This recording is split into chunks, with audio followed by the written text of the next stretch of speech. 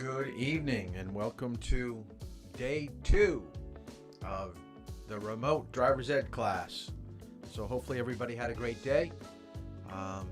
As we will normally do at the beginning of every class, because it is late in the evening and it's after a full day worth of school, we're going to wait about 30 seconds to a minute for people to log in, to sign in, so I know that we have people, so I can start teaching, so we start going over material.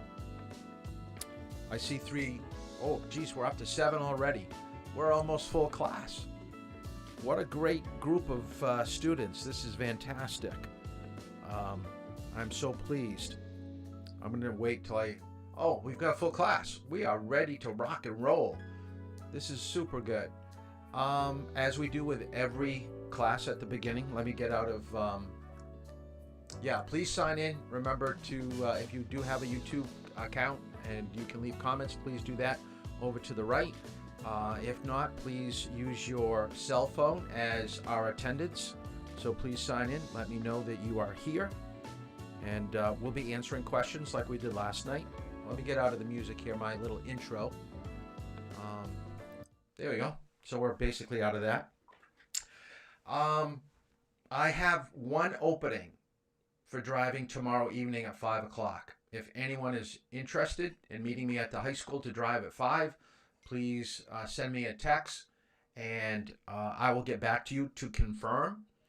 I have 2 of you that are already scheduled for tomorrow at 10 o'clock and 11 o'clock. Friday, I'm not going to be around. I'm going to be out of the area. But Saturday, I have 4 hours open from 8 in the morning till noontime. So if that is something that you would like to do, I may have to contact some of you. I do not want to waste a lot of these Saturdays. Remember, this is a course, and we are trying to get through the classroom portion and the driving portion.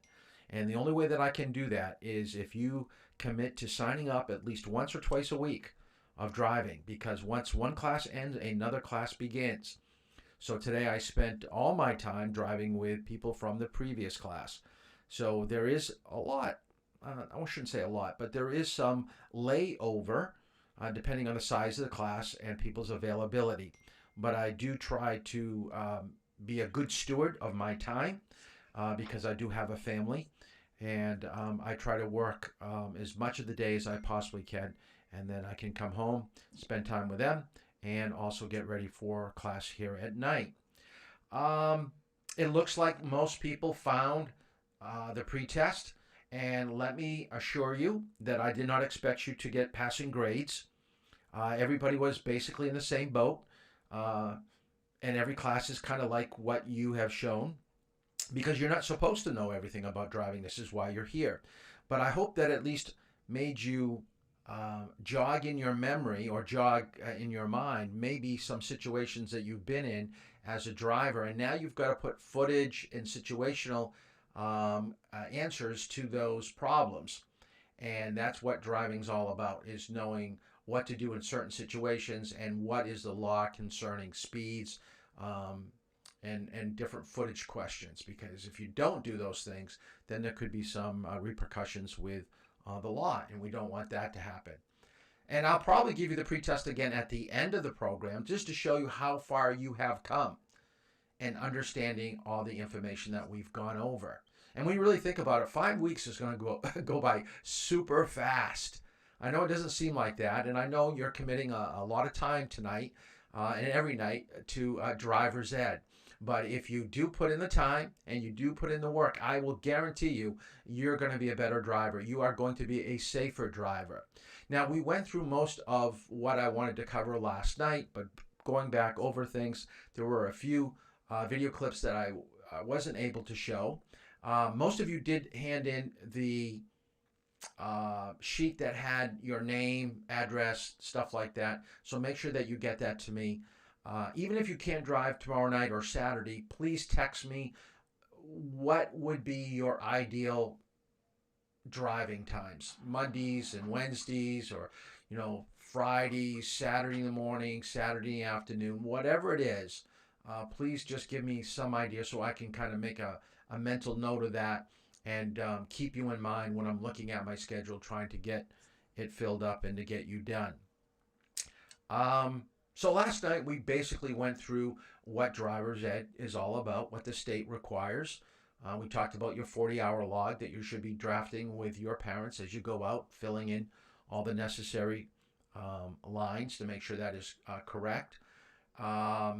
We looked at Andy Pilgrim, and he gave us some ideas about commentary driving, how to communicate what we see and what we plan on doing, so that your parents or even myself would have an idea that you understand and you know what's going on, because there really isn't any room for guessing in driving. You want to know, and as I said last night, you always want to have options.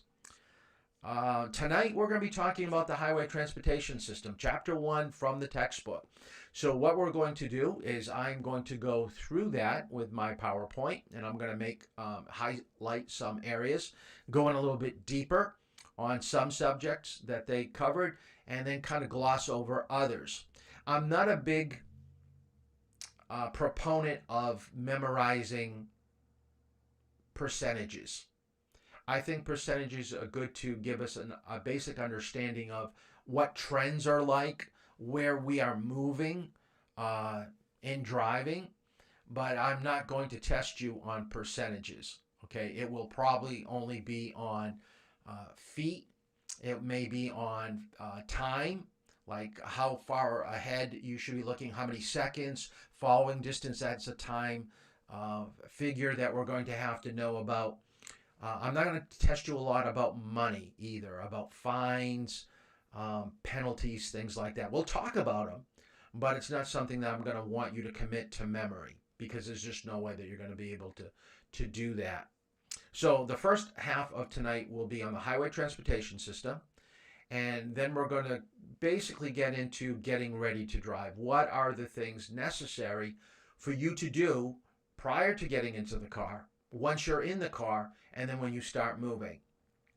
This whole channel, and some of you are probably thinking, why in the world did you name it Peace, Love, and Safe Driving? Why not just Toll Driving School or Oyster River Driving School? Well, back about a year ago, my wife was getting into doing some YouTube stuff. She has an Etsy shop and does things like that. And I was getting into filming things for my driver's ed class. And she says, well, you should put some of these videos online. So I decided that I was going to do a YouTube channel. But I didn't want the run-of-the-mill, learn to drive. I wanted something a little bit more memorable. And I was driving last June with a student, and we were being tailgated. And the driver was really getting nervous about how close we were being tailgated. And they really wanted to slam on the brakes, really wanted to teach that driver behind us a lesson. And she said, Mr. Toll, doesn't that make you upset? And I says, yeah, I'm concerned about it. I mean, we could pull over and let them get by us, and then it's not a problem anymore. But I try not to let people get to me with driving. I'm really focused on just getting you back to where you need to be safely. I'm all about peace, love, and safe driving. And she laughed, and she said, oh, Mr. Toll, that's a pretty cool saying. You should make a t-shirt or make a slogan or something out of that. And that's how I came up with my title for my YouTube channel. So I'm really all about being a safe driver. Don't let things get to you. Stay calm. It's going to work out. There's no problems that we can't overcome.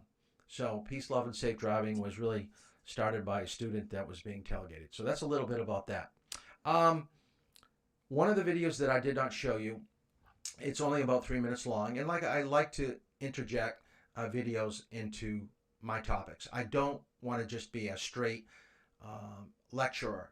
And one of the reasons why I don't even like Zoom is I want to give you a chance to, take in the information. And I think a lot of times, if we're busy looking at our friends online, or you could, as an instructor, you could get a little concerned that people aren't paying attention. And I don't know if you are right now, so it really doesn't bother me.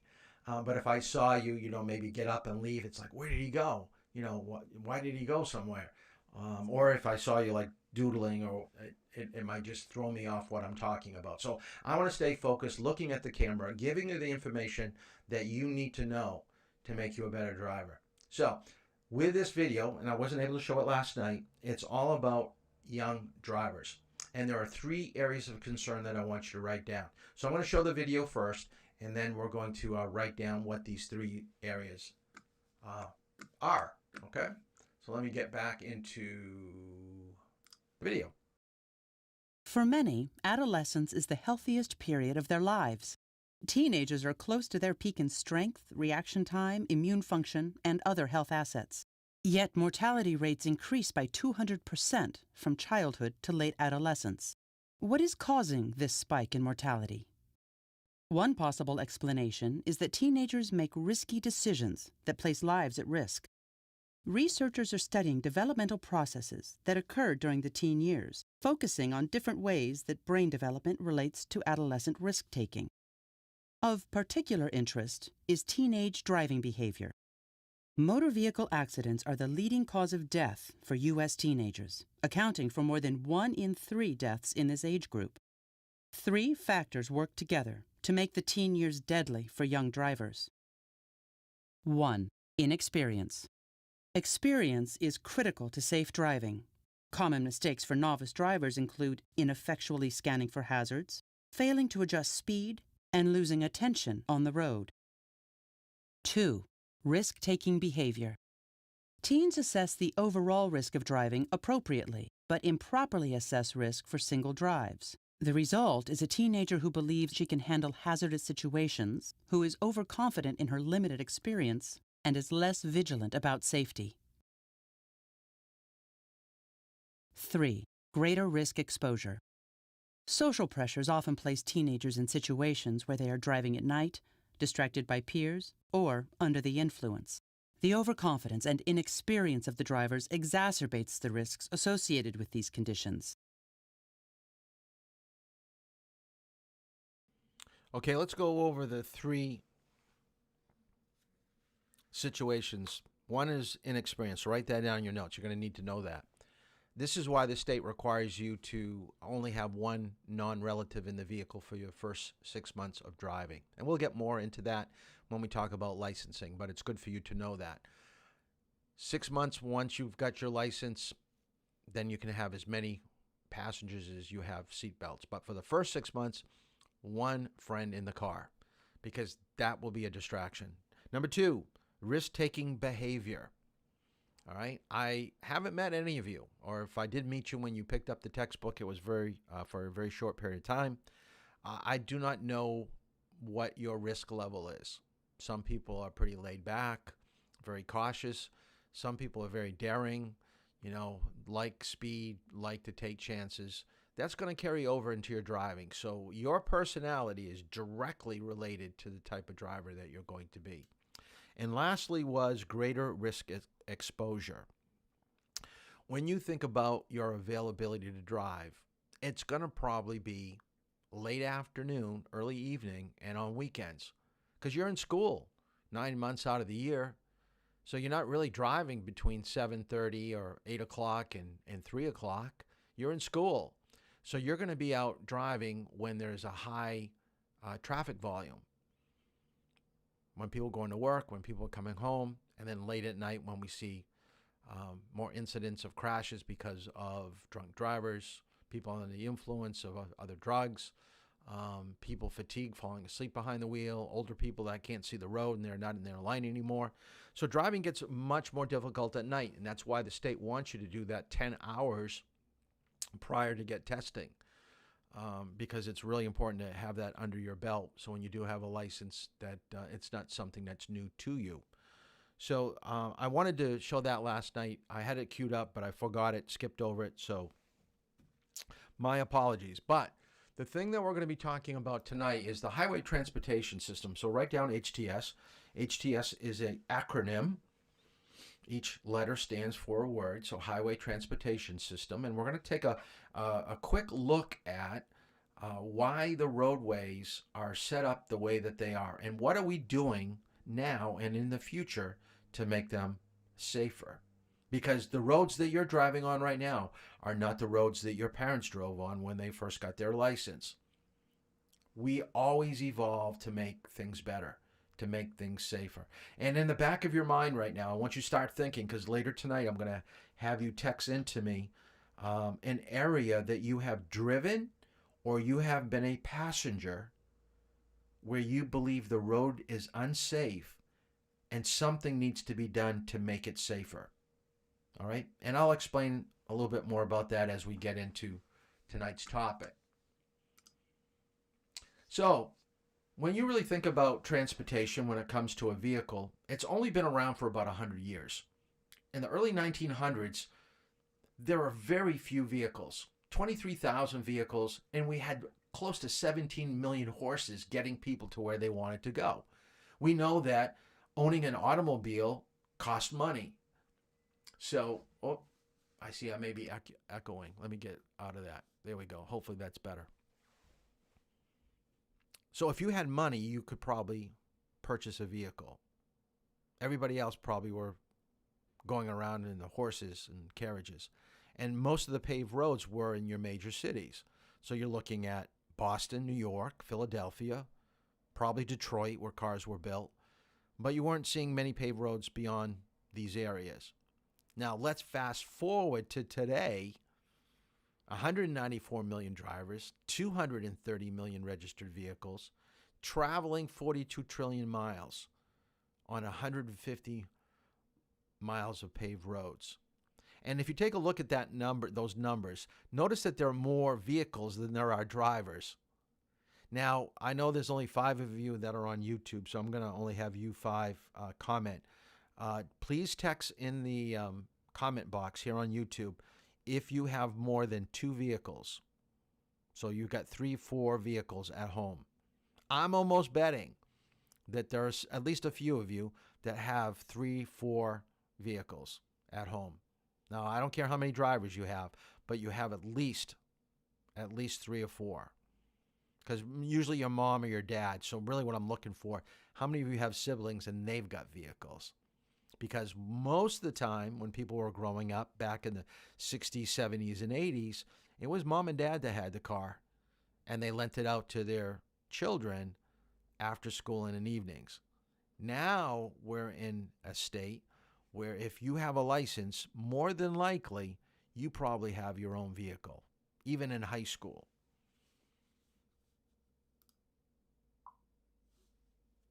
Look at that. See, I knew that there was going to be somebody. That's awesome. See, I guessed right. So what did the vehicles actually look like? And I don't know if you can tell when I have my camera on and you can see behind me. Let me get out of here real quick. I'll go to my picture right over here. That's a picture of my grandfather's Oldsmobile dealership. Here, I live here in Rochester. I live in Rochester. And I come from a car family. So my dad has 2 cars. There we go. So it is. It's very common. So this was my grandfather's dealership here in Rochester. So this was probably from the 1940s or 1950s. So as I was saying, usually back in the 40s at least, 1 car per family. And usually you paid for it in full, so you saved up. Although you could get a line of credit, like we have credit now where you could get a loan out for a vehicle. But a lot of times people were very much pay for what you want to buy. Wow, someone has 5 cars. That's incredible. Vehicles were used for work. They weren't used for pleasure. And I'm almost guessing for those of you that have 3, 4, 5 cars, that probably one may be a pickup that is used to go to the dump. You may have a sports car that you like using in the summertime. We have different cars for different activities. But back then it was only for work, not for pleasure. And you usually bought a vehicle relatively close to where you live. Now with the internet, we could go online, Craigslist, Carvana, purchase a vehicle halfway across the United States and have it shipped to us. We could get exactly what we're looking for, color, type of fabric for the seats. Driving a vehicle has now become very customized. It is something that people really take great pride in the vehicle that they're driving. But back in the 40s and 50s, even though you probably had a choice of 3 colors, black, silver, and white, you probably didn't have any real funky, colors until probably the 60s and 70s. Although I guess in the 40s they probably had blue, but not some of the colors that we have now, that's for sure. And they were cheap. Here's a brand new car that someone bought from my grandfather for $3,500, okay? Spanking brand new. I actually went online and I tried to see how much would this car go for if you were to buy it as an antique right now. So this car is a 1969 Cutlass Oldsmobile, and I believe right now, this car right now is worth close to $20,000. You bought it in 1969, so this is a 50-year-old car for $3,500, and it's worth $20,000 right now. Okay. Usually cars depreciate; they don't usually go up in value. That's another thing we're going to talk more about. Now, if I asked you, what's your dream vehicle? We all have cars that we have at home, and we're probably stuck within our budget. But most of us think of fast, luxurious, or maybe a lifted truck or a Jeep or something. So buying a car now compared to back in the 1960s, look at the price. The base model of a Tesla S model is $80,000. If you go to the performance package, it's up to $100,000. You're going to be making some good money to afford a car like that. But this is the future. And the cars back in the 60s and 70s, or even earlier, once you had like 50,000 miles on it, it was time to give it up. You didn't drive a lot of miles on a car, and they would break down quite often. Cars nowadays are good for 5, 6, 7 years, 200, 300, 400,000 miles. It's not uncommon to find on vehicles. So we're doing a much better job making them more reliable, making them safer, but it does come at a price. All right? So what are we going towards in the future? Now, you're here to learn how to drive. But are you going to have to learn how to drive? Maybe with some of these self-driven vehicles, your future, maybe when you're 40 or 50, you may just put in a destination and the GPS, and it will take you right to work. It will take you right to your vacation spot. We are moving in that direction. We actually have vehicles now. Tesla is one. Google's doing one. Apple's making a car. They're out there that are doing portions of your driving for you. We have cars that can park for you right now. You press a button and the car will parallel park. That's wild, okay? But you're always going to have to know how to drive because computers are only good as the humans that make them and maintain them, and we can't always account for weather and situations that the computer may not be able to pick up. Remember, computers are going to be picking up through GPS and through radar and through cameras.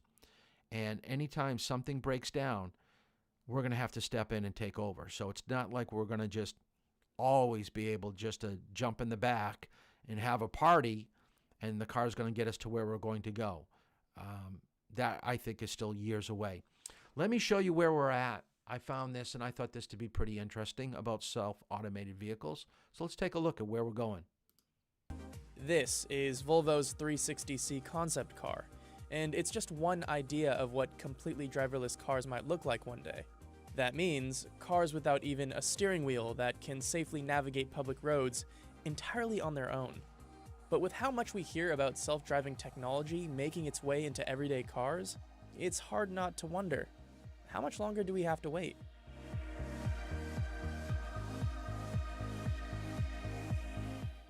Understanding just how far we've come with self-driving technology can be a bit tricky. To help define how sophisticated the automated technology actually is, the Society of Automotive Engineers classifies these systems using 5 levels. Level 1 is driver assistance, where the vehicle is able to control steering or braking, but not both simultaneously. Level 2 is partial automation, where the car can assist with both steering and braking simultaneously, but your attention is required on the road at all times. Both Tesla's Autopilot and General Motors' Super Cruise are examples of this. Level 3 is conditional automation, where certain circumstances allow the car to handle most aspects of driving, and the driver has the ability to temporarily take their eyes off the road. Level 4 is high automation, where, in the right conditions, the car can take full control, giving the driver a chance to focus on other tasks. And level 5 is full automation. In this hypothetical situation, the car drives you, and there isn't even a steering wheel. So what level are we currently at? Most experts would agree, somewhere between levels 2 and 3. However, one of their biggest concerns is the public's misconception that we're much further along. There's an incredible amount of confusion in the general public around the context of self-driving. In our survey data here, 23% of respondents believe that a self-driving vehicle is available for purchase today. And a lot of that has to do with statements by Elon Musk and others talking about the driverless capabilities and the self-driving capabilities of vehicles. These are systems that are made to assist the driver under the supervision of a driver. So, is it simply the limits of these automated systems that's holding us back? Actually, there are a number of other factors in the way. For starters, our roads. Simply put, many roads, especially in the United States, are too much of a mess to support cars that can drive by themselves. So while many individuals out there are really working on the development of self-reliant automation, in essence, a robot that's fully capable of making its own decisions in today's infrastructure, the reality is today's infrastructure is not well equipped for autonomy. In essence, potholes, poor lane markings, and all the other crumbling aspects of our nation's infrastructure aren't going to support high-tech well.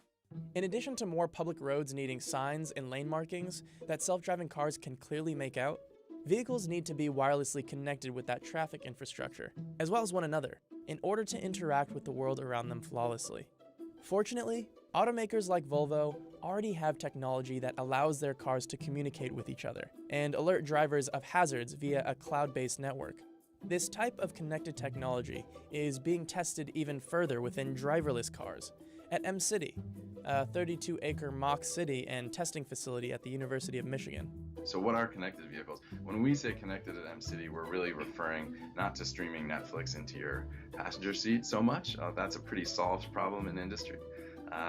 But in how vehicles and infrastructure can be connected together for lots of other benefits like safety. The idea is a low latency way for vehicles to tell other vehicles and anything else that wants to listen where they are and where they're going.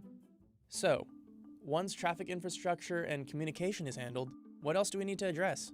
Well, traffic laws. Governments have a number of important decisions to make in society's transition to self-driving vehicles. In the beginning stages, they'll have to define what weather conditions are appropriate for vehicles to be operating fully autonomously. This is due to the fact that many of these car systems can be disrupted by rain and snow. One industry they could look to for guidance is the airline industry, who doesn't hesitate to cancel flights in inclement weather. They'll also have to initially find a way for autonomous vehicles to safely navigate public roads amongst traditional cars. A possible solution could be designated lanes, similar to the high-occupancy vehicle lanes found on highways and bus lanes found in certain cities. The government's kind of leaving it up to states to decide what's going on, just because the technology's so new and they still don't really understand what it's going to look like in the end. Once the government does fully involve the federal government, they're gonna have to speak to lobbyists, people that represent truck drivers and taxi commissions. They're gonna realize that a lot of jobs could be lost, and that's gonna be difficult. And then also liability. If these cars are on the roads and they're getting into accidents, like who is liable? With all these things considered, back to our original question: how soon until we have self-driving cars? I'd say within the decade, it's gonna be on highways, but if we're talking about being able to take your car wherever you want across the United States, being able to travel through New York City and sleep the whole time, I don't think we're anywhere close to that, probably several decades away from that. Car makers and tech companies are very heavily focused on the context of driverless technologies. Now, I'm not saying that that's not the future. It is the future. But as many have begun to admit publicly, that future is further away than anybody's realistically considered to date. We as humans are really good at predicting the future. We're not so good at the timelines. And the timelines to driverless technologies changing how I live and move is probably in the order of several decades, if not further away. How close are we to the Jetsons car? We're still a ways away, in my opinion. It isn't really a matter of when these technologies will arrive to me, but can we be ready and utilize them in the best way possible? So that's what we're headed towards. That is your future. Definitely, we're going to probably see more of this in the next 5 to 10 years.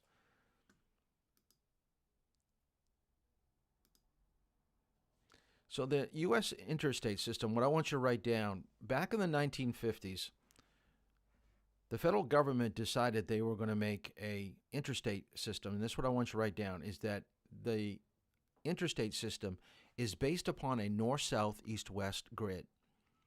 All our interstates, like the one that we have close by in Portsmouth, Interstate 95, goes north to south. It starts up in Maine, it goes all the way down to the tip of Florida. It goes north-south.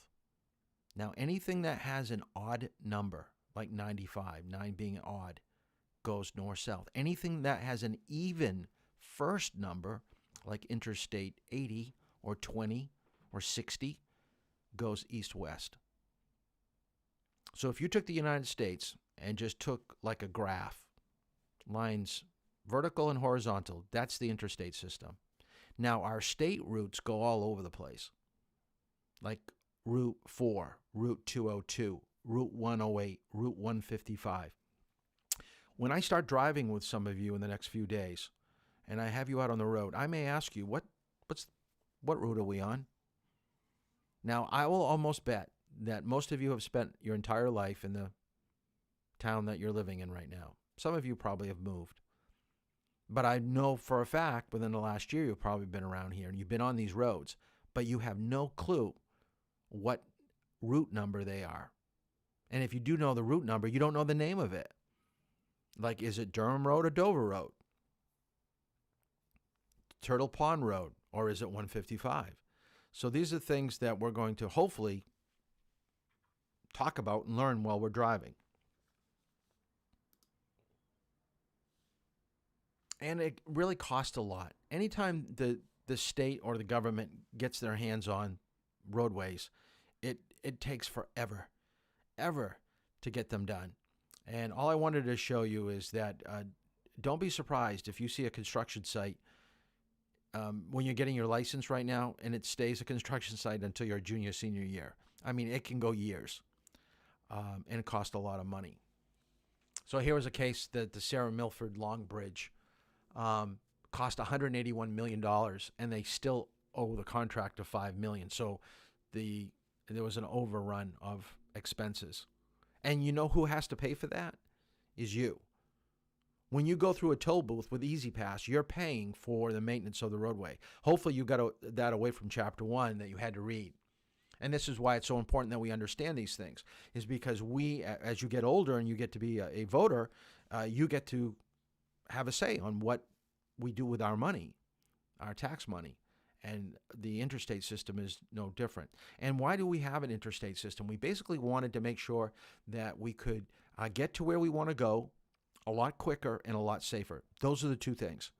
That's the only two reasons why we built the interstate system. This is the only reason why we built the bridge going from Dover into Portsmouth, going into Newington. It used to be when I was in high school, there was a bridge that only had one lane going towards Portsmouth and one lane leaving Portsmouth. It was a 2-lane highway. Now it's 8.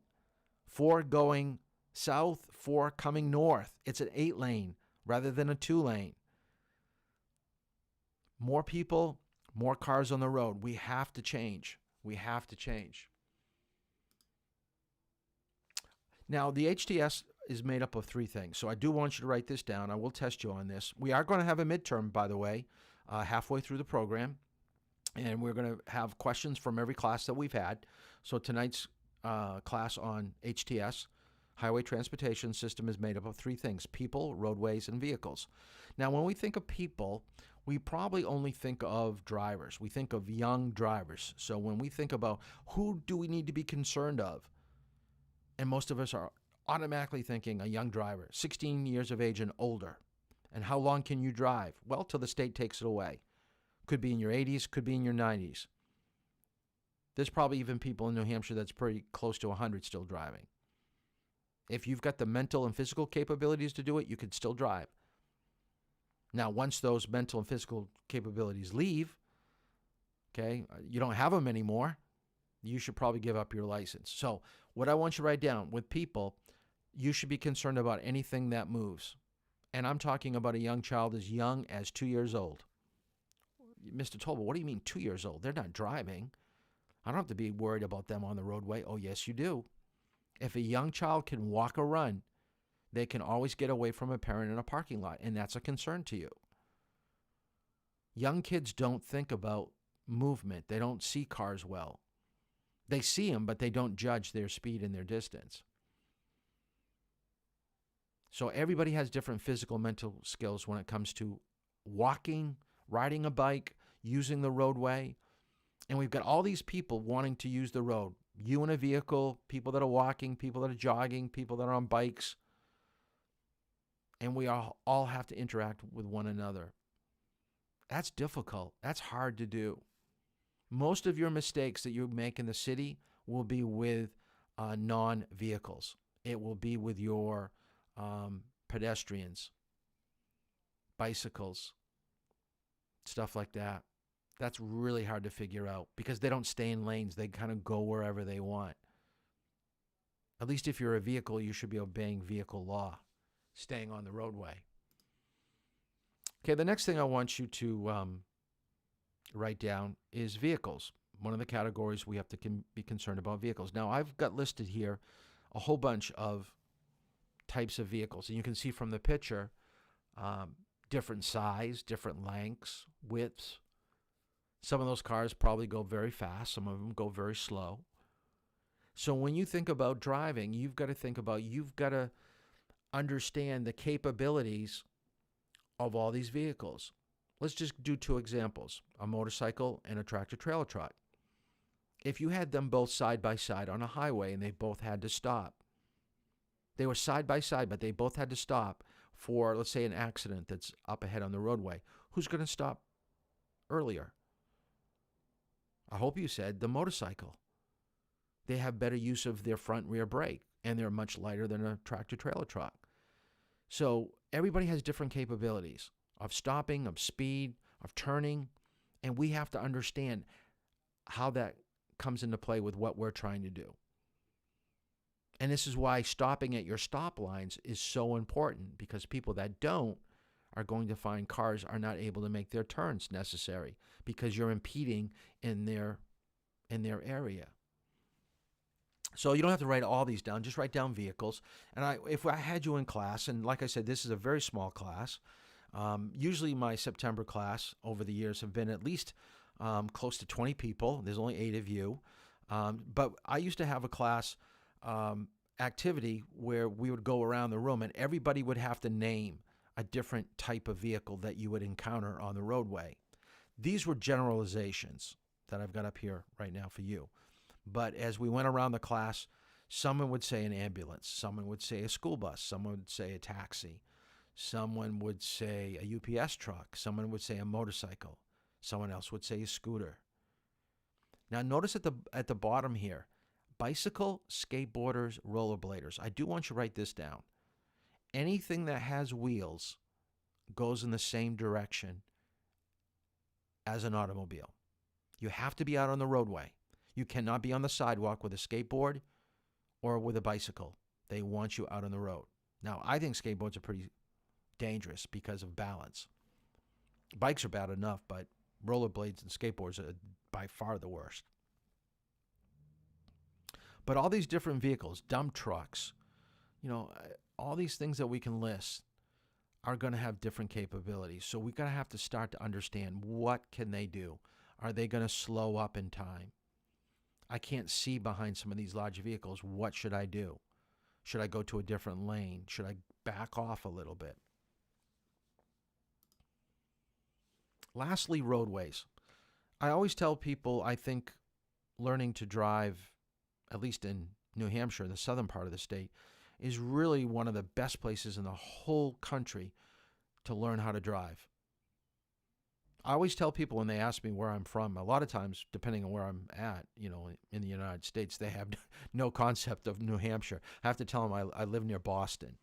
They understand Boston. They understand the Patriots, the Celtics, and the Red Sox, but they don't know where New Hampshire is. I usually tell them from where we live or where I live, I can get to Boston in a little over an hour. I can get to the ocean in about a half hour. I can get to one of the largest peaks on the East Coast, Mount Washington, in about an hour. We could get to just about all these different driving situations within an hour. Some people that live in the middle of the United States don't even see the ocean, maybe ever, because they never travel. But driving around Route 1 in Portsmouth and Rye and down into Massachusetts, these windy roads, and then in the morning you have fog coming off the ocean, that creates a vision problem. That's going to be a challenge for a driver. So you're really going to be able to experience most every type of driving that you'll find in other places of the country. And you've got it really, really, really close, which is kind of cool.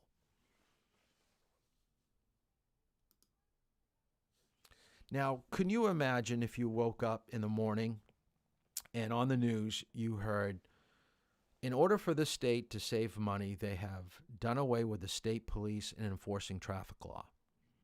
Can you imagine how people would drive? What, there's going to be no police officers to pull me over? I don't have to worry about getting tickets anymore?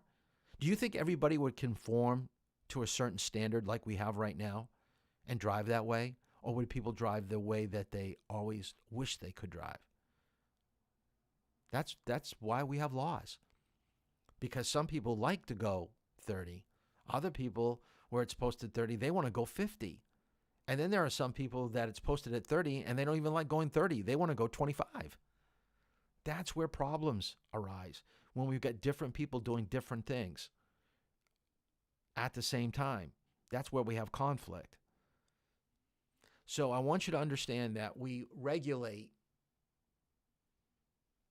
our highway transportation system through the federal government, state, and local. And we pass certain laws and acts. You don't have to memorize these things, but to know that things will change. Like the newest law that was passed that, and we're going to talk about when we talk about bad weather. This was a question on your pretest about removing snow from your vehicle. That was really the big last push that they had on the radio and TV. And I think it was about a year ago, that any accumulated snow on the hood, roof, trunk of your vehicle has to be brushed off in order to drive. That's a law now. And they used to pull people over and tell them, if you don't want to get a fine, you better get out your snow brush and take care of it right now, because if you don't, you're going to get the fine. They just passed that law like a year or two ago. And before that, it was talking on the phone and texting. So we're constantly changing laws. And we have to be aware, what are we required to do when we drive?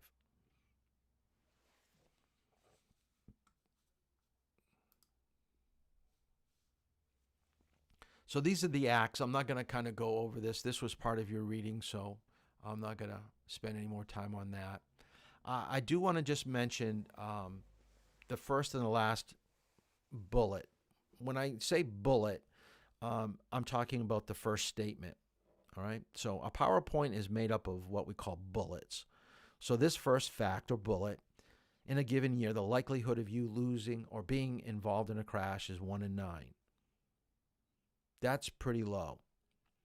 If we were to come back in a year after you've had your driver's license, and there's only 8 of you, I'm going to probably guarantee that there's probably at least one of you that had a fender bender, or hopefully not a more serious crash. So that statistic would probably hold true. Because you're young, it may be even higher. There might be 2 out of 8. And then the last bullet, more than 57% of all fatal crashes involve one vehicle. Now, you might have read that and glossed right over it and really never thought about it. I want you to think about that statement. I'm going to read it one more time. More than 57% of all fatal crashes. Now, fatal means someone lost their life. Now, if someone lost their life, we read on, it involved one vehicle. Well, who was driving? The driver. So the driver killed themselves. And 57% of all fatal crashes. So what I want you to write down, why would a driver drive in such a way that he would lose his life? Driver error. Speed and distraction. Write this down. Speed and distraction are the two leading causes of fatalities. Speed and distraction. This is something that you're doing to yourself. Now, there could have been other people in the vehicle, but it wasn't two vehicles that were involved. It was the driver inflicting pain, suffering, and death to his passengers. And can you imagine how guilty you'll feel if you were reaching down to text on your phone and you go off the road and hit a tree? You live, but your best friend who was a passenger dies? Can you imagine the guilt that you must have to live with? You have to take driving seriously. It should be the most important thing you do when you get in. Deal with that other stuff when you get out of the car. But when you're in the car, it's all about driving. Stay focused. I'm going to show you a clip on, and I thought this was kind of funny. Like, we're always building for the future. Here's a Myanmar, which is, I believe, a third world country. They thought they were going to have an influx of people moving to the city. So they said they were going to get ahead of the game, and they were going to build a big, huge highway infrastructure to accommodate all the people that were going to move to the city. Well, nobody moved. Nobody moved to the city, and they're stuck with this huge road. And you probably can't count all the lanes, but I believe I did one day, and there are 10 lanes in each direction. 10. This is so desolate that if you look at the picture on the top left, people are actually walking, jaywalking, across 20 lanes of traffic to get to the other side. That's crazy. I mean, we only have 3 vehicles in this picture, a motorcycle and 2 cars coming towards us. So we want to kind of stay ahead of the game, but that's a little bit too much. So I'm going to show you this video about making roads safer. And after the video, what I want you to do on your phone, I want you to text to me an area. You may not know the name of it, although you might be able to look it up while you're watching the video. An area that you either have driven or you've been a passenger that you think is unsafe. Why is it unsafe? Write that down to me. Text it to me. Why is it unsafe? And what would you do to make it safer? So after the video, they'll probably give you some ideas of what we could do to make our roads a little bit safer.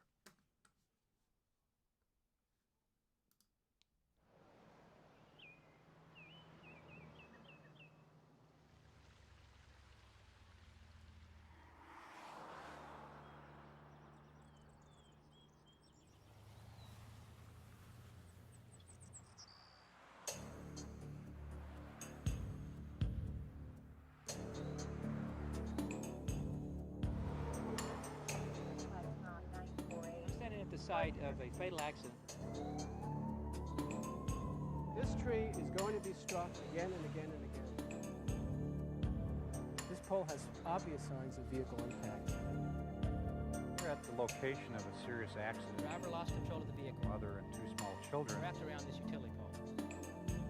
Left-hand guardrail that will steer a car. Outdated as of 25 years ago. Ridge columns right along the edge of the roadway on both sides. Highway safety ought to be a priority. The tendency is to put back what was there. As a highway engineer, you should do anything you can to reduce the severity of an accident.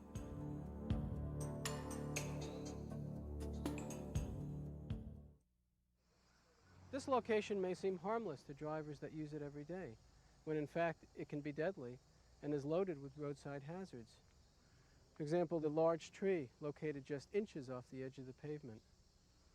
the utility pole on the outside of the curve. Moving down the road a bit, an unprotected guardrail end, which when struck can be deadly and penetrate into vehicles that lose control and come into contact with it. And over here is another large tree located just about 1.5 feet off the edge of the pavement, and in fact was the site of a fatal crash just last year. Each year in the United States, we have a large number of deaths and serious injuries resulting from single vehicle crashes into roadside obstacles or roadside hazards. This has been a problem that's been with us for a long time, and it continues to be one of the leading causes of death and serious injury in this country. Before about 1965, or around that period of time, the highway engineering profession's primary mission was to make a safe roadway. There was also the feeling that once you got off that roadway, you're on your own. It's up to you to get out of the perilous situation. It's their job to provide a good roadway and your job to stay on it. About in the late 60s, the philosophy changed to, if a vehicle goes off the roadway, as a highway engineer, you should do anything you can possible to either get them back on the roadway or reduce the severity of an accident. We learned a lot in the early days of the interstate system, how to make these roadside features less hazardous. And so today, the modern interstate system exemplifies the designs that eliminate most serious roadside hazards. And since we've built many miles of interstate system in the United States, the problem has shifted somewhat. But we still have a very serious problem on the many miles of secondary road that are still out there. The most dangerous roads we have now are our rural secondary roads. They have the highest fatality rates. There's where you have very little opportunity to recover if you run off the road. Almost half of all serious roadside hazard crashes occur on curves. Curves to the left are especially hazardous. Signs and pavement markings can help guide drivers around curves, but even where curves are well delineated, drivers can still lose control. And putting signs on roadside hazards isn't the answer. We need to do a lot more than that.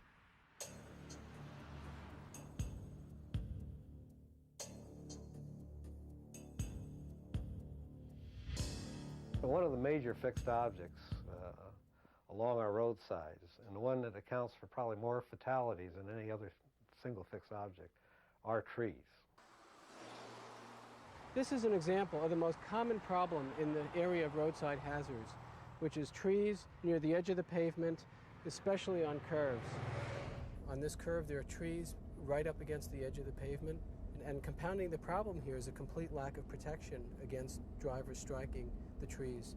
The trees are directly in line with any vehicle that loses control around that curve. After trees, utility poles are the most frequently struck object in fatal roadside hazard crashes. Every year in the United States, over 1,000 people die in crashes with utility poles.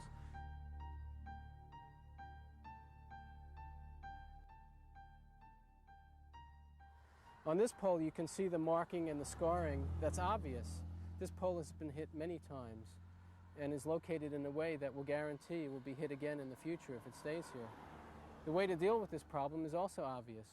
Utility poles can be set much further back away from the road, creating a clear zone.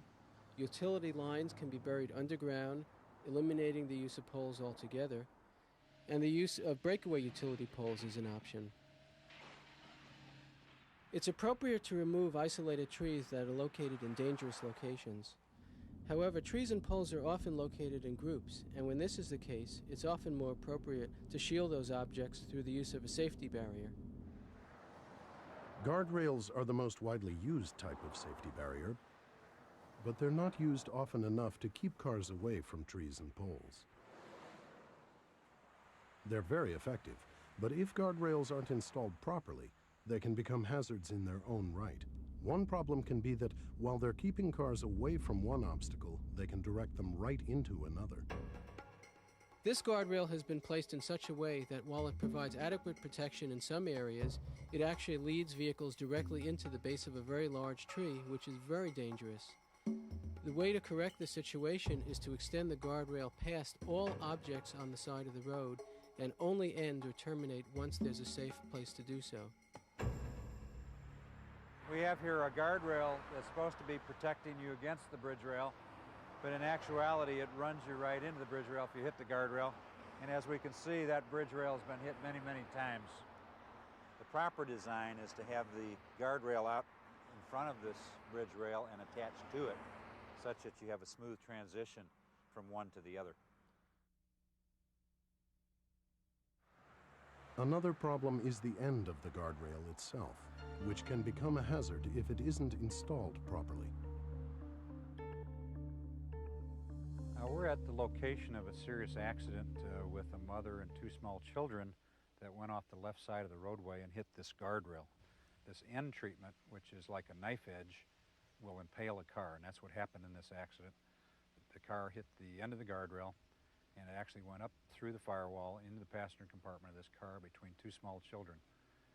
This kind of guardrail is outdated as of 25 years ago, but still there's a lot of these around the country, thousands and thousands of them. Most modern guardrails have a type of end treatment that prevents the impalement of a car. Burying the end of a guardrail can prevent impalement, but it's not the best answer because it can create a different hazard. The solution to this problem is to make the post breakaway and make it essentially an energy attenuator.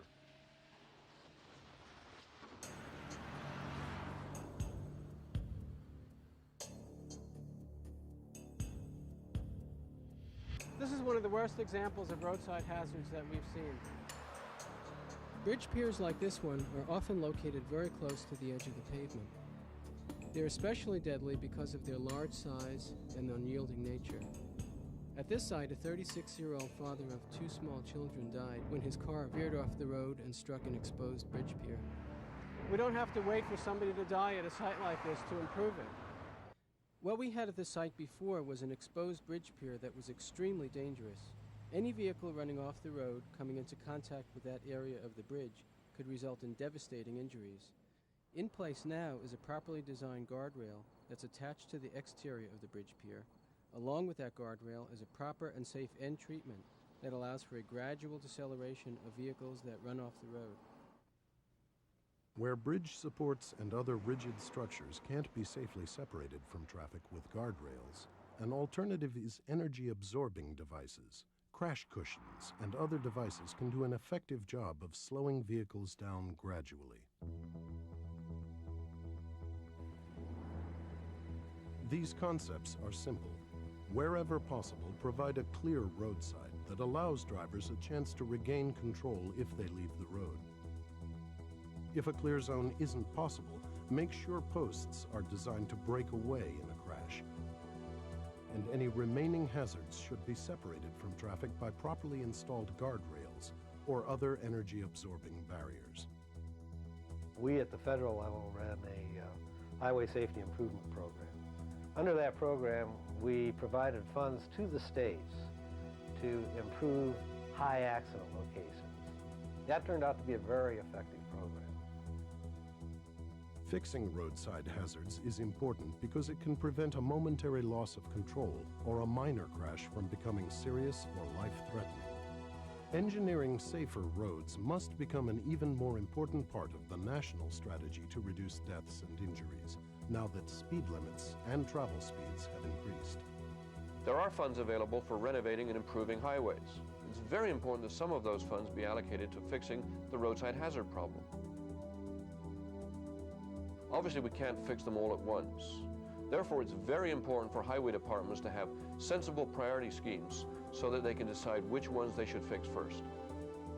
Roads are built by civil engineers, and civil engineers are civil servants, and they tend to do what the public wants.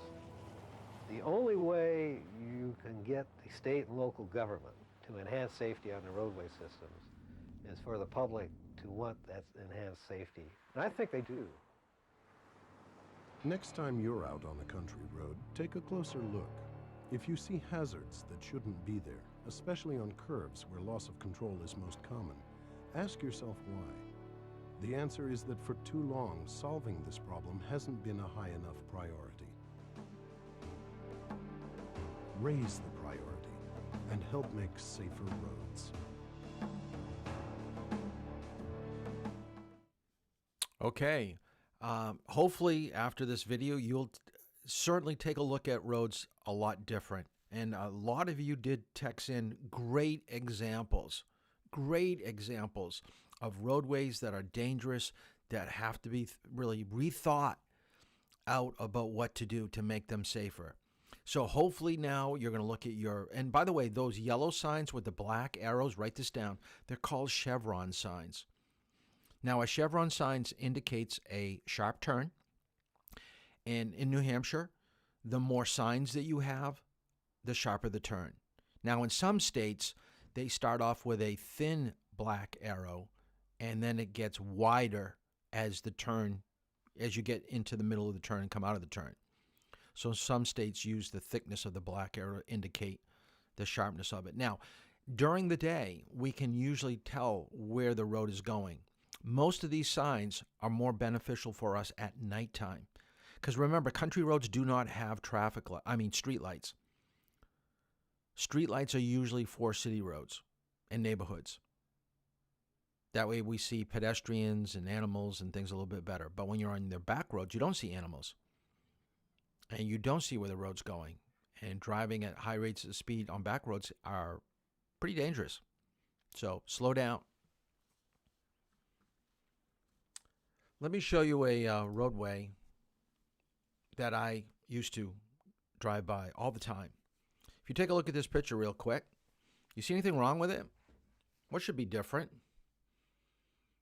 I mean, it's almost like a Facebook picture or Instagram or something, that someone put online. Like, what's wrong with this picture? It's like, what? Who did that?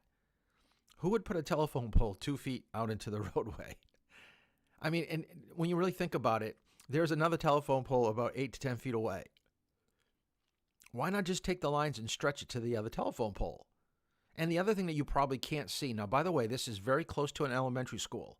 I mean, the elementary school is to the right of this picture, and I'm going to say it's probably about 300 feet away.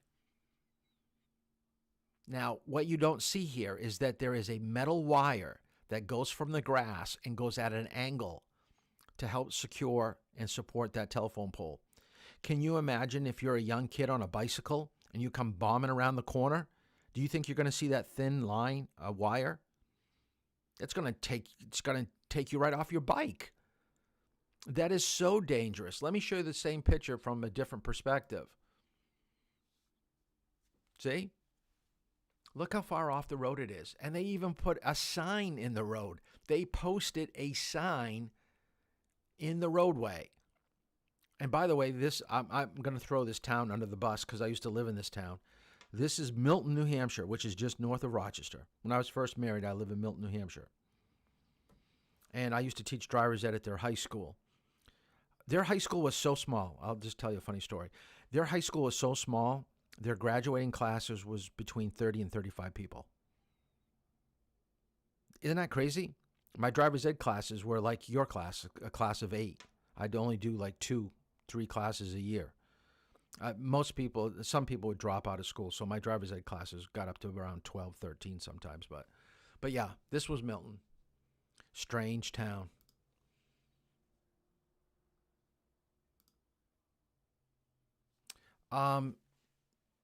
Traffic in other countries can be extremely, extremely bad. And I don't have the video for this anymore, but there was a traffic jam in China, no lie, that it was not moving for 9 days. People were sleeping and eating in their cars. They were bringing food out to people. There was construction or some type of disaster, and they just couldn't move the vehicles once they were up on the highway. So transportation is really, really important. And when we can't get to where we want to go, it gets aggravating, it gets stressful, and we need to know how to get to where we want to go quickly and safely. Do write down this definition. Risk is the chance of injury to yourself or others and the chance of damage to your vehicle or property. So I want you to write that down. It is real. The reason why people take chances is because they're risk takers. So when you really think about it, most of you know that you need car insurance. Car insurance is in the business of assessing risk, because most insurance companies charge different people different rates for the same vehicle. Well, why is that? It's based on age, based on sex, based on driving record. So they assess depending on what they think your risk factors are, and they come up with a monetary value of what they think your insurance policy will be. And we're going to have a whole class on insurance. We're going to talk about how to save money on insurance and what are insurance companies going to do for us if we're involved in a crash. Just thought I'd let you know that. Dangerous or vulnerable, okay? This was Andy. Anytime that you're driving on these roadways, if you're not paying full attention, if you're texting and driving, you're dangerous. If you're not looking to the left or to the right or in your rearview mirror frequently, you're putting yourself at risk. You are vulnerable. Okay, so one is you're doing the damage. The other, you're letting damage to be done to you because you don't know what's going to happen. You're not paying attention. Let me show you what Andy said about dangerous and vulnerable. Sides to the distracted driving issue that all drivers need to understand, and it revolves around overall awareness. If your eyes or mind are away from driving for some distraction, then you are always either dangerous or vulnerable. Let me explain. Many drivers, both experienced and new, believe they are safe and doing nothing wrong as they drive distracted, if you can believe that. They tell me they can drive distracted, maintain their speed, stay in their lane, etc. They actually tell me this as if they are above the distracted driving problem. I want to change this extremely dangerous perception right here. We've all seen or heard tragic stories about drivers hitting other vehicles head-on. A driver who veers into another lane or into oncoming traffic is obviously completely unaware and dangerous. There is no doubt about that one, but let's look a little deeper. To the drivers who think they can successfully drive distracted, I explain this. You may think you can drive distracted and not be dangerous, but I know for certain you are vulnerable. Imagine, for the sake of discussion, that you were looking away from the road for a second or deep into your phone call right at the moment an oncoming vehicle veered into your lane. Exactly. You would not see them at all if you were looking away, or you would react much slower because you were distracted and your mind was deep into the phone call. Not good, huh? Research shows us that this is accurate. Every day this tragic scenario plays out on the roads. Bad choices followed by unfortunate timing. It takes two fully or partially distracted drivers coming together in most collisions and crashes. Never give up your chance to see distracted drivers coming into your driving space. I don't want you to be dangerous or vulnerable. And please, never with children in the vehicle.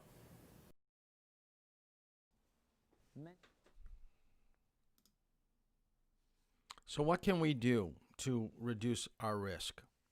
Okay, and I do want you to write these down. Number one, and we're going to talk more about our car. I don't know if we'll get too much of it today. We'll get into a little bit of it tomorrow, but keeping your vehicle in top condition.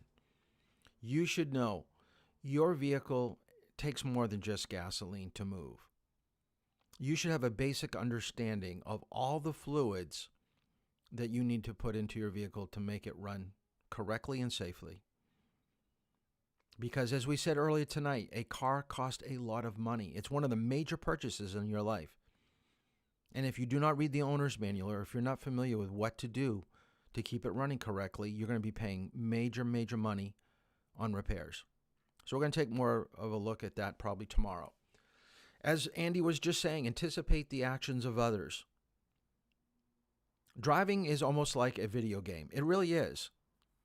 You have to be aware of everything that's around you. If not, you're going to get in a crash like he just showed you in some of those clips. The only thing, it's not a game. You actually can get physically hurt. And your car gets damaged. You don't get a new vehicle to pop up on the road and you drive down the road. Tomorrow's class, and we're running a little bit late on covering material, but we are going to talk about how can we protect ourselves. It is so important that when you get into the vehicle to make sure that your seatbelt is on, and everybody else in the car. Now we're building cars that have airbags all around. Not only in the steering wheel and on the dashboard over in the passenger side, but we have them on top, on SUVs. We've got side and leg airbags. They're all over. We're going to spend one class talking about driving under the influence of alcohol and drugs. So drive only when you're in sound physical and mental condition. And make a conscious effort to develop your driving skills. It's almost like exercising. If you had to run a mile, you'd probably be sucking air. You'd probably be so out of breath because you hadn't done it for a while, even if you're an athlete. But if you were practicing and doing little by little, and someone said, you got to run a mile, you'd go, yeah, I could think I could do that. It's not going to be that difficult. Driving's the same way. Just because you have a license doesn't mean the learning stops right there.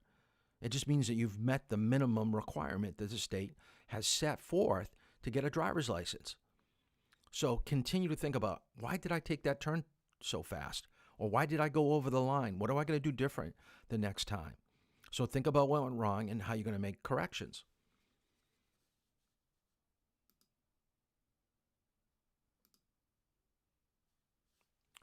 Some of the foundations for effective driving, and we're going to have a chapter, I think it's coming up in the next few classes, about searching and giving meaning. The whole beginning part of driving is looking down the road and knowing what you have to pay attention to. Because if you really think about it, even before you hit the brake or use the accelerator or turn the steering wheel, something else is happening that you probably haven't really thought about. And that's your vision. Think about it. Someone that has bad vision, or blind people can't drive. So let's start with the blind people. We know blind people can't drive. Well, how about people that have bad eyes?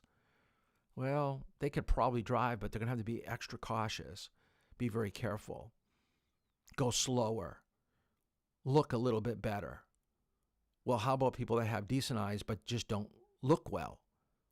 They're just like people that have bad vision. They don't pick things up. So the beginning of driving is what you see, because you can't stop for something that you don't see. So you have to see the need to stop in order to stop. So searching and giving meaning is top priority when we're out on the road. Constantly looking straight ahead, rearview mirror, side view mirrors. The more information that you're processing, the more that you're aware of everything that's around you, the more comfortable you will be and the better driver you will be. Fact. Fact. Just because you can keep your car on the road and you don't go off the edge does not mean you're a good driver. It will catch up with you. Second thing, understand options and choices. Every good driver has a plan of action to get out of trouble. The minute something bad happens, they go, I'm going to go to the left. I'm going to go to the right. I'm going to speed up. I'm going to slow down. The worst thing for you to do is to hold the steering wheel and hope and pray that things get better, because you're not doing anything. You're just waiting for other people to help you out of a bad situation. You have to be proactive. Making or mastering basic driving skills. And I already talked about that last night, so I'm not going to talk about that anymore. I do want you to write down these three terms: visibility, time, and space. Visibility is what you see from behind the wheel and how well you see it. We just talked about your eyes being so important.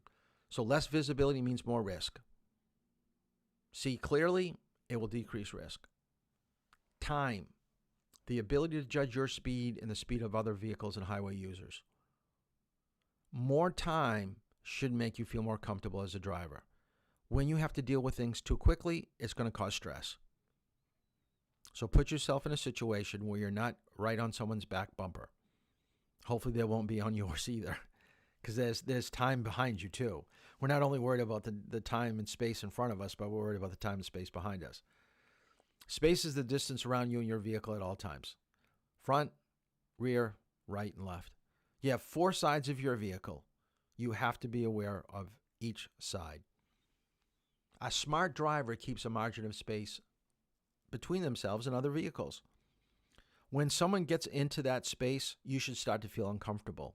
I don't know how many of you have been on a highway that had multiple lanes and you had a large truck come up beside you. I bet you that felt a little uncomfortable.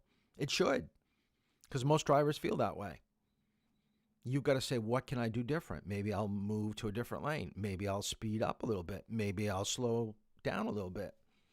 Whatever is going to make the situation better, you need to know how to make it better.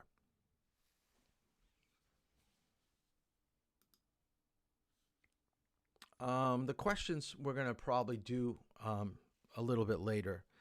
You don't have to write these down, but these are in all the years that I've been driving with students, these are some of the common problems that we face.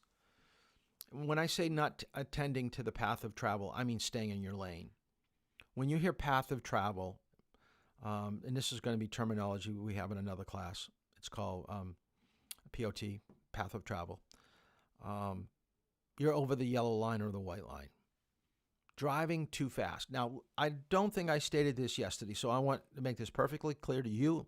And if your parents are listening, or if you want to tell your parents, I don't want you to be surprised when you get in the driver's ed vehicle. I want you to go the speed limit, but I'm not going to be yelling at you if you're going 3 miles, 4 miles above the speed limit. I usually give you about a 5 mile per hour cushion, but you got to bring it back down eventually. I'm not going to let you stay 5 over the whole time. But if we're going up a hill or down a hill, I know your speed's going to fluctuate. It's going to go slower. It's going to go faster than it should because you're new at driving. You're going to get better at that. But I'm going to give you that buffer. Once you go 5 over, I'm going to probably make a comment. So don't be surprised if you hear me say, coast, watch your speed. Watch your speed. I want you to kind of bring your speed back in check. Now, I drove with a driver today from a different class. 4th time out driving, but not getting any driving practice with parents. So there's very little progress. I'm trying to get them comfortable going 35, 40 miles per hour now. They got really comfortable at 20, 25. They were doing really good. Now I'm pushing them beyond their skill level and where they're a little uncomfortable. So she heard me say, faster, faster. Come on, go a little faster. You can do it. You're doing good. Go a little faster. So I'm going to try to push you to what you should be doing. The only way you're going to get good at doing something is being uncomfortable in doing it at the beginning. You can't always stay what you think is comfortable and safe because it's going to probably be too slow and people are going to be tailgating you. There comes a time when you're going to move away from those slow, safe speeds of 20, 25 and start going 30, 35, 40. Okay, and that's going to make you a better driver. Driving too fast for a curve is pretty common. Inadequate search at intersection, failing to yield traffic, lack of attention at the intersection, being struck by another driver. We don't want that to happen, although it has in the driver's ed vehicle a few times.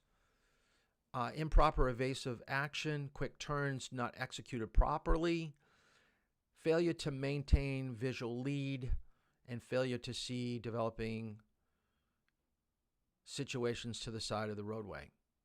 Getting too close to people. Don't want to do that. Wrong. Willfully taking someone's right away. That means you're being cut off.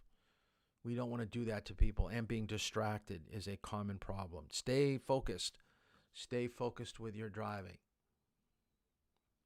I don't have this clip, and we'll probably see that at another time. Now, what we're going to do, I told you to get a car manual. Remember how I told you to do that? I am going to give you 4 homework. Let's see if I can get it up here. I don't know if this is it's not the answer sheet. Let me get out of here. So we're going to get into knowing your vehicle probably more tomorrow, but let me get out of this. Okay. So I want you to do with the rest of this time is to get a car manual. So you may have to go outside to your vehicle. You could also go to the internet if you want to do this. But I am going to put this up on the screen. Boom. Okay. I want you to figure out what all these symbols that would come up on the instrument panel, what they mean. I want you to figure it out. All right. So I've got 2 banks. All right. So what we're going to do is you're going to have about 10 to 15 minutes to figure out what is going on with these instrument panel symbols and what they mean. And I think what I'm going to do is I'm going to post it on Facebook. That way you can download it. If you need a copy and you don't have Facebook, remember to remind me, and I'll try to send it through a text message. And what I want you to do is to read chapter 4 and 5 tonight. So that's going to be part of what you've got left for tonight. So for the next 40 minutes, it's going to be reading chapter 4 and 5 and doing these symbols. And we're going to get into know your vehicle before we get into seatbelts, airbags, and helmets.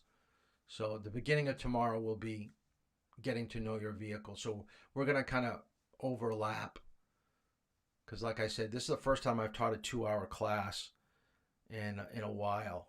So I got to get used to the timing of getting through things. So let me get out of this. I'll put this on Facebook in a moment and do your reading. So that's your homework.